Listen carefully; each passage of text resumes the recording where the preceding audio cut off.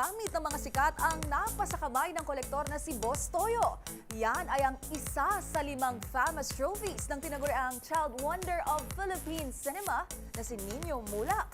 Ang iba pang detalye tutukan sa Showbiz Report na ito. 500! Ano, ba't bumibigil ka? Wala na, Labs. First pamas to. Thank you.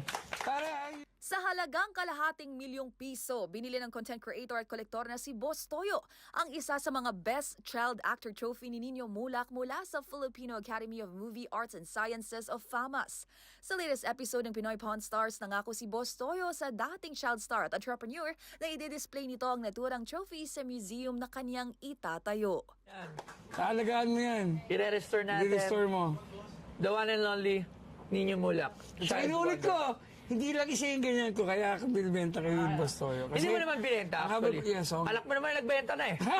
Actually. ang habol ko lang talaga is malagay sa museum. At Maliban sa naturang tropeyo, dala rin ni Nino ang ilang theater lobby cards mula sa mga pelikula na kanyang pinagbidahan, kung saan nakasama nito ang ilang movie icons gaya ng tinaguriang hari ng pelikulang Pilipino na si Fernando Poe Jr. at Comedy King Dolphy.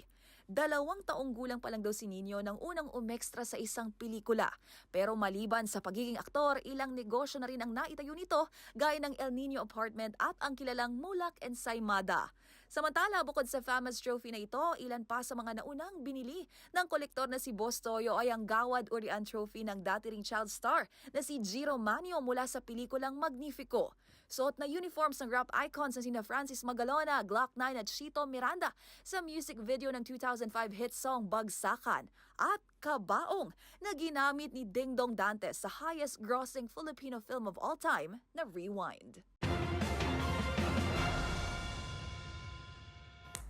Para sa MBC TV Network News, ito po ang iyong showbiz angel Angelica Cosme. Sama-sama tayo, Pilipino.